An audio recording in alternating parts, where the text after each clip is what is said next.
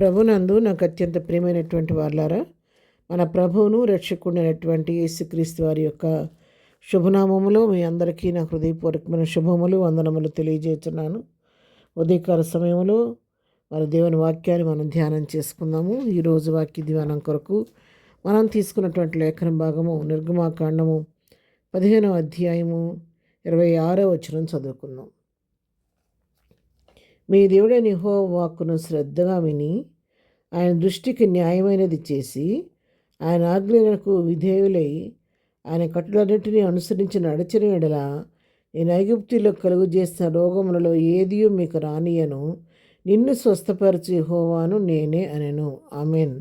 దేవుని నామమునకు మహిమ కలుగును గాక. ఇక్కడ వాక్య భాగాన్ని చూసినట్లయితే నిన్ను స్వస్థపరచు యెహోవాను నేనేనని చెప్పి దేవుడు తన ప్రజలతో వాగ్దానం చేస్తున్నాడు.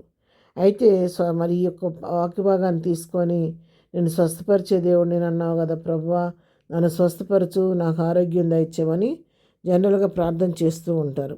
అయితే దేవుడు స్వస్థపరుస్తానని చెప్పి వాగ్దానానికి ముందుగా కొన్ని నియమాలు పెట్టాడు పైన. ఆ స్వస్థత పొందుకోవడానికి మనం చేయవలసింది ఏంటో అక్కడ ముందు చెప్తున్నాడు. ఏం చేయాలంటే యెహోవా వాక్కును శ్రద్ధగా వినాలా, తర్వాత ఆయన దృష్టికి న్యాయమైనది చెయ్యాలా.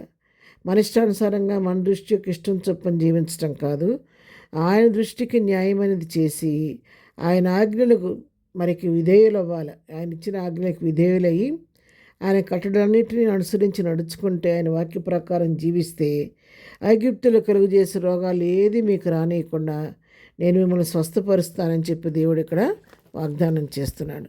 వీడారా ఉదయకాలం వాక్యం వింటుండగా మరి ఎవరైనా సరే, మీరు వింటున్న వారు ఎవరైనా బలహీనులుగా ఉండి అనారోగ్య పరిస్థితుల్లో ఉండి స్వస్థత కొరకు ఎదురు చూస్తున్న వారు ఉంటే, మీకు స్వస్థత కలగాలంటే ఈ నియమాన్ని పాటించండి. మీరు కూడా ఎన్నో ప్రయత్నాలు చేస్తుంటారు మీ ఆరోగ్యాల కొరకు, స్వస్థత కొరకు.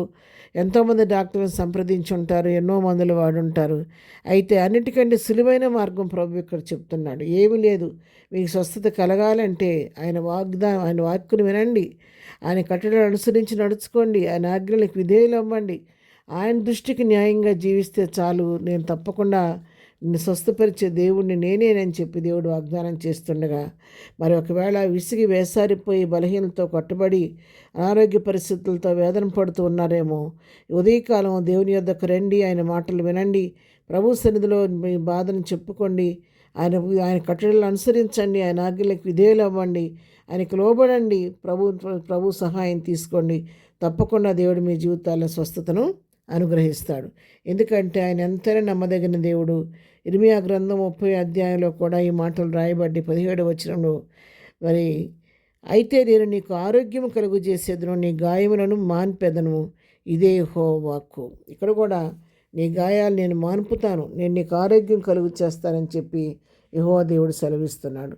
అవును పిల్లారా, ఆయన మరి మన రక్షకుడు నీ కొరకు నా కొరకు శిలువలో బలియాగమైపోయి మరి చివరి రక్త బిందు వరకు మన కొరకు శిలువలో ధారపోసిన దేవుడు. ఆయన కార్చిన రక్తం ద్వారా మన పాపాలకు క్షమాపణ, ఆయన పొందిన దెబ్బల చేత మన రోగాలకు స్వస్థత కలుగుతుంది. కాబట్టి ఉదయకాలం ఆయన గాయంలో స్రవించిన రక్తంతో మన పాపాలను కడుక్కుంటే, ప్రభు సన్నిధికి వెళ్ళి సహాయం వేడుకుంటే, ఆయన పొందిన దెబ్బల చేత నీకు నాకు విడుదల, స్వస్థత, ఆరోగ్యాన్ని ప్రభు దయచేయబోతున్నాడు. ఎటువంటి స్వస్థత అనుగ్రహిస్తాడు అంటే, జనరల్గా మనం శరీరమైన స్వస్థత గురించి ఆలోచిస్తాం, కానీ ఉదయకాలం నీకు ఏ స్వస్థత అవసరం ఆ స్వస్థత ప్రభు అనుగ్రహిస్తాడు. శారీరక అనారోగ్య పరిస్థితుల్లో ఉంటే దాని నుంచి విడిపించి ఆరోగ్యం ఇస్తాడు. మానసికంగా నలిగిపోయిన పరిస్థితులతో, కొట్టుమిట్టాడే పరిస్థితులతో, వేసారిపోయిన పరిస్థితులు ఉంటే మానసికంగా నిన్ను స్వస్థపరుస్తాడు.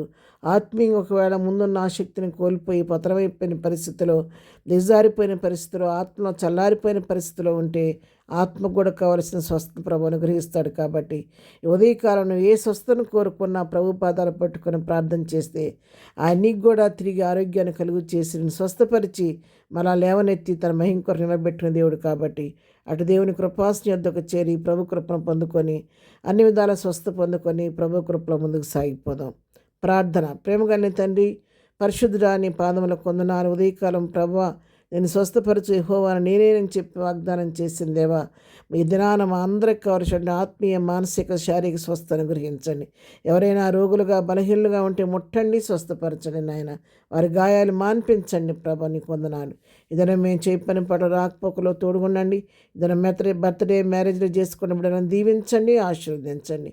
ఎవరికి ఏ సమస్యను మీ నామలో తీర్చమని యేసునామలో ప్రార్థించడి పొందుకొని ఉన్నాము తండ్రి. ఆమెన్. ప్రభు కృప సదాకాలం మనందరికీ తోడయుండి నడిపించును గాక. ఆమెన్.